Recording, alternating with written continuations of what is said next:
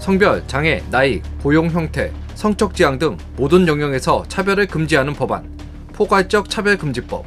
지난 2007년 노무현 정부에서 최초 추진했고 이후 15년간 여러 차례 입법 시도가 있었지만 사회적 합의 등의 이유로 자진 철회하거나 폐기됐습니다. 현재 21대 국회에서는 정의당 장혜연 의원이 대표 발의한 차별금지 법안과 더불어민주당 이상민, 박주민 의원이 각각 대표 발의한 평등에 관한 법률안, 더불어민주당 권인숙 의원이 대표 발의한 평등 및 차별금지에 관한 법률안 등 총 4건이 발의된 상태입니다. 국회 법제사법위원회는 지난달 26일 차별금지법 제정과 관련한 공청회 계획서 채택의 건을 의결했습니다. 일각에서는 차별금지법 제정에 속도가 붙는 것이 아니냐는 관측이 나오고 있습니다. 15년째 국회 문턱을 넘지 못하고 있는 차별금지법, 과연 제정하는 것이 옳은 걸까요? L정책연구원 원장이자 울산대학교 사회과학대학 이정훈 교수를 만나 관련 이야기를 들어봤습니다. 차별금지법은 성별, 장애, 나이, 고용 형태, 성적 지향 등 모든 영역에서 차별하는 것을 금지합니다. 차별의 개념에는 직접 차별뿐 아니라 성별 등을 이유로 특정 개인이나 집단에 대해 신체적, 정신적 고통을 주는 행위, 차별을 조장하는 광고 행위 등이 포함되어 있습니다. 차별금지 법안에는 모든 영역에서 실효적 차별 구제 수단을 도입해 사회적 약자에 대한 신속하고 실질적인 구제를 도모하고자 한다고 명시됐습니다. 이정훈 울산대학교 사회과학대학 교수는 대부분의 선진국들이 차별금지법을 포괄적인 차원에서 입법해 운영하고 있다며 이는 세계적인 추세라고 인정했습니다. 그러면서 성정치, 성혁명이라는 이데올로기를 깔고 정치적으로 추진되는 운동이기 때문에 한국도 그 바람을 탄 것이라고 했습니다. 그런데도 이 교수는 종교의 자유와 표현의 자유를 침해하는 악법이라며 차별금지법 제정을 반대합니다. 법안 발의자들이 말로는 차별금지와 평등을 얘기하고 있지만 실상 더 많은 국민들을 역차별하고 갈등을 유발할 것이라고 우려했습니다. 장혜영 의원안뿐만이 아니라 이제 민주당에서도 이상민 의원안도 나오고 했었는데 권인숙 의원안으로 정리가 된 것 같아요. 거기도 보면 실효성 확보 이렇게 표현한다고, 실효성. 근데 그 실효성을 확보한다는 거는 강한 제재를 동반한다는 뜻이겠죠. 강제적인 규제가 늘어난다는 것은 그 사회의 자유권이 상대적으로 위축된다는 뜻입니다. 정의당의 정혜영 의원안에 조언을 한 걸로 알려진 숙명여대 홍모 교수 같은 경우도 표현을 규제할 때 외과 수술처럼 이렇게 딱 그 필요한 부분만 규제하면 되기 때문에 표현의 자유가 위축되지 않는다. 생활 영역 전체를 법이 규제하는 건 아니다. 이런 이제 주장들을 펴요. 찬성하는 쪽에서는. 근데 깊이 들어가 보면 무슨 시설 이용이라든가 재화와 용역의 이용, 고용 문제 이런 거니까 결국 이렇게 저렇게 하면 다 연결이 되죠. 그렇기 때문에 이제 문제가 됩니다. 차별금지법이 자유권을 위축시키는 현상도 있지만 사회 분열을 더 촉발시킨다. 이렇게 또 봐요. 왜냐하면 이게 말로 잘 해결될 수 있는 문제가 소송으로 가는 거죠. 그러면 소송이 남발되는 사회는 좋은 사회가 아닙니다. 그리고 이제 소위 갈라치기라고 하는 거를 통해서 사회 분열을 조장하고 강화시켜서 정치적 이익을 얻죠. 근데 그런 것들이 훨씬 강화될 수 있어요.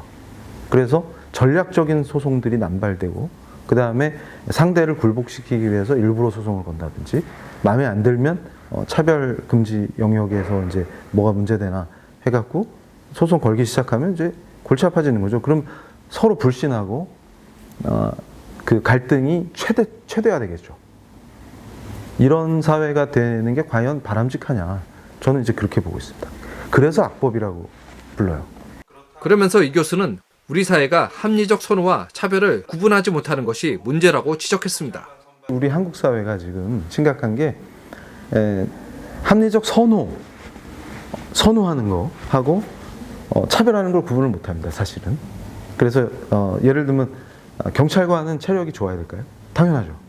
그러면 체력 좋은 분을 경찰관 선발에 우대하는 거는 체력 나쁜 사람 차별하는 게 아니고 선호하는 겁니다. 지금 차별 사유 중에 학력 문제가 있어요. 만약에 이제 학력을 차별 사유에 넣게 되면 고용 시장이 대혼란이 생겨요. 교수 채용하는데 블라인드 채용할 수 있습니까? 그러면 연구 업적이나 학력 확인 안 하고 교수 뽑아도 됩니까? 이런 정신 나간 상황들이 돼요. 그래서 결국은 열심히 노력한 사람들이 역차별 당하는 거 아니냐 이런 논란들이 있는 거죠. 국민들 자기 손해입니다. 성소수자의 경우 현재 우리나라에 차별에 대한 관련 법률이 아예 없기 때문에 법 제정이 필요하다는 주장에 대해 이 교수는 차별금지법의 혐오 표현 규제가 사회적 약자나 소수자를 보호하는 것이 아니라 오히려 이들을 고립시킬 수 있다고 지적했습니다. 소송이 반복되는 과정에서 일반인들은 성소수자를 기피하게 되고 결국 성소수자들은 고립될 수밖에 없다는 겁니다. 지금 나와 있는 법안들의 핵심이 국가인권위원회의 기능을 강화시키는 겁니다. 그러니까 기존에는 인권위가 권고만 할 수 있었는데 이제는 권고 수준을 넘어서 이행 명령을 하고 그게 이행되지 않았을 때는 강제력을 확보하는 거죠. 이행 강제금을 물린다든가 그 다음에 이제 소송을 지원해 준다든가 그러면서 이제 징벌적 손해배상이 가능해진다든가 이렇게 해서 더 차츰 규제를 강화시키는 거예요. 근데 저는 이제 규제 중심, 처벌 중심 이런 거를 강화시키는 쪽으로 한국 사회가 갈 것이냐라고 했을 때 거기에 이제 의문을 갖는 거죠. 과연 그랬을 때 진정으로 그분들 소위 이제 소수자라고 하는 분들이 행복해질 것이냐 진짜로. 그러니까 제가 이제 제일 우려하는 게 혐오 표현을 법으로 규제하는 겁니다. 주디스 버틀러 그러면 퀴어 이론의 대가죠.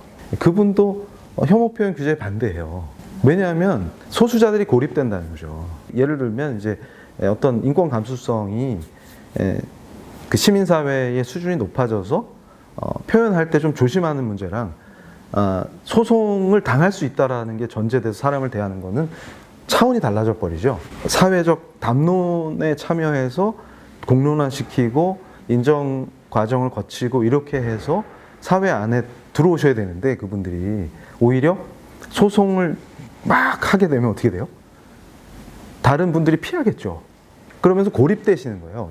결국 인정투쟁이라는 개념이 있습니다. 그러니까 이제 소수자들이 그 사회 안에서 그 존재를 인정받기 위해서 사회적 정치적 투쟁들을 벌이게 되는 거죠. 그럴 때 소송이 과연 인정투쟁의 적절한 수단이 될 수 있느냐 이런 논쟁들이 있어요. 이론적으로도. 그럴 때 저도 이제 그게 오히려 이분들의 고립을 강화시킬 수 있다. 이 교수는 또한 차별금지법을 이미 시행하고 있는 미국, 영국 등 외국 사례를 보면 개인의 자유와 프라이버시를 위협하는 요소들이 수없이 나타나고 있다고 비판했습니다. 그러면서 지난해 6월 LA 한인타운 한국식 찜질방에서 발생한 성소수자 출입 논란 사건을 대표적인 사례로 꼽았습니다. 코리아타운 내 유명 스파업소가 신체는 남성이지만 성적 정체성을 여성이라고 밝힌 한 고객의 여탕 출입을 허용해 논란이 된 사건입니다. 해당 스파업소는 논란이 커지자 성명을 내고 성정체성이 여성인 트랜스젠더의 여탕 출입은 성소수자 차별을 금지하는 캘리포니아 주법에 따른 조치라고 해명했습니다. 이 사건으로 며칠 뒤 성소수자 권리 찬반 단체가 충돌하기도 했습니다. LA 타임스 등에 따르면 해당 업소 앞에서 성소수자 권리를 옹호하는 시위대와 반대 단체가 몸싸움을 벌이면서 5명이 다쳤습니다. 이런 문제들이 실제 현실이 됩니다. 이제 차별금지법으로 인해서 미국은 종교의 자유와 표현의 자유를 연방대법원 차원에서 강력하게 지키려고 하는 법 전통을 갖고 있기 때문에 그나마 영국이나 캐나다보다는 상황이 낫지만 미국도 실제 그 차별금지법이 시행되는 주들의 깊이 들어가서 삶의 영역에서 체크해 보면 여러 가지 문제점들이 있습니다. 진정한 인권 선진국으로 나가는 길이자 기준이 무엇이냐는 질문에 이 교수는 하나의 가치관만 중요한 것이 아니라 다양성을 존중하는 사회라고 답했습니다. 다양성을 존중한다는 뜻은 예를 들어서 동성애 문제가 제일 예로 들기 쉽기 때문에 드는 거예요. 그것만 있는 게 아닌데. 그런데 이제 제가 얘기하는 거는 동성애에 대해서 신학적인 논평, 도덕적인 비판, 그 다음에 의학적인 문제들을 얘기할 수 있는 자유도 허용이 돼야죠. 동성애 지지하는 분은 동성애 그 자기 선택 문제 아니야? 그러면 되는 거예요. 아주 평등하게 축구를 하려면 손흥민 선수한테 모래주머니를 채우면 돼요. 근데 그런 아둔한 방식은 사회를 파괴하는 겁니다. 그건 평등을 지향하는 게 아니라 바보들이 하는 짓이죠. 그러니까 손흥민 선수는 타고난 재능대로 그라운드를 누비고 거기에 이제 열광하면 되는 거예요. 축구 팬들이. 근데 이제 그렇게 못하는 분들을 사회가 어떻게 이제 보호하고 소외된 사람들, 지금 차별을 당하고 있는 사회적 소수자, 약자를 어떻게 보호할 것이냐. 이런 문제는 별개의 문제라는 거죠. 강의실에서도 주로 많이 쓰는 표현인데 제가 대머리지 않습니까? 그러면 모발 풍성한 학생 머리를 강제로 뽑아가지고 저한테 심으면 둘 다 망하는 거예요. 그러니까 저는 저대로 이 스타일을 가꾸고 나름 만족하거든요. 제 개성대로 살고 순 많은 애는 순 많은 애대로 사는데 이거를 법으로 정해서 모발을 30% 이상 기증해가지고 저한테 강제 이식한다. 이건 말도 안 되는 얘기죠. 그러니까 그런 식의 무식한 방식 이런 거 안 해야 됩니다. 그래야 더 좋은 사회가 돼요. 이 교수는 우리 사회에 존재하는 차별 문제에 대해 시민사회의 의식이 높아지면 자연스럽게 해결될 문제라며 성급하게 법이 개입할 필요가 없다고 강조했습니다. 시민사회의 수준이 높아지고 인권 감수성이 높아지면서 자연스럽게 해결될 문제를 법이 성급하게 개입하면 오히려 인권 후진국이 됩니다. 그리고 시민사회가 인권 감수성을 높이고 상호 존중하는 과정에서 발전할 수 있는 기회를 뺏는 게 될 수도 있어요. 자유주의 법사상이 갖고 있는 그 선을 잘 지켜주는 게 인권 선진국이 되는 길이다. 그래서 오히려 저는 21세기에 인권이 퇴보하고 있다 이렇게 봐요. 아울러 이 교수는 차별금지법의 제정을 막기 위해서 무작정 반대만 할 게 아니라 대중을 설득할 수 있는 소통 능력부터 갖추어야 한다고 제언했습니다. 그는 어떻게 하면 국민들의 관심과 호응을 이끌어낼 수 있을지를 고민해야 한다고도 말했습니다. 그러면서 차별금지법이 제정되지 않도록 전 국민이 관심을 가져주기를 바란다고 강조했습니다. 신자파 정치를 추종하는 분들은 언어를 사용해서 프레임 전쟁을 잘합니다. 그래서 차별이나 평등을 사용하면 거기 반대하는 사람은 차별을 원하는 사람 같잖아요. 평등에 반대하는 사람 같고 불평등을 옹호하는 사람 같고 그러니까 아니 차별을 금지한다는데 뭐가 나빠 이렇게 생각하시죠. 그래서 여론전이 중요한 거예요. 시민들을 설득하거나 그분들에게 팩트를 알리거나 이런 거를 무작정 스피커로 크게 외친다고 전달이 안 돼요. 악법을 막기 위한 싸움이면 이겨야 되죠. 근데 이기기 위해서 싸우는 게 아니라 싸우는 과정 자체를 위해서 싸우는 분들이 대부분이에요. 자기 만족. 그래서 모여서 박수치고 자기들끼리 노래 부르고 기쁘면 끝나는 거예요. 제가 항상 강조하는 게 정치운동이나 시민운동이 승리하려면 지나가던 직장인이나 지나가던 엄마가 관심을 가지고 참여할 수 있게끔 하는 운동이 진짜 운동이에요. 입법운동이나 악법들을 막기 위해서는 소통 능력부터 갖춰야 한다. 현대 정치에서 대중을 설득할 수 있는 능력부터 갖춰야 한다.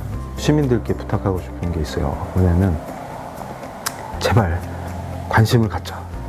왜냐하면 내 삶과 무관할 것 같지만 내가 영향을 받고 내 아이들이 영향을 받습니다. 그리고 실제로 지금 이분들이 주장하는 정치 이데올로기에 따라서 성정지 성혁명의 여파가 혁명가 교육감들 때문에 학교 현장에도 파고 들어와요. 그리고 나는 기업을 하는 사람이 아니니까 괜찮겠지? 그렇지 않습니다. 기업가들이 이거 한국에선 도저히 기업을 못해 먹겠어 이런 식으로 되면 자기 일자리가 없어지잖아요. 그러니까 제발 좀 관심을 가집시다. 그리고 저들이 얘기하는 정치 이데올로기가 현실에서 어떤 결과를 발생시키는지 전문가 얘기들을 귀담아 듣고 같이 활동해 줘야 돼요. 그리고 호응해 주고 그러니까 관심을 갖자 그런 말씀 드리고 싶습니다.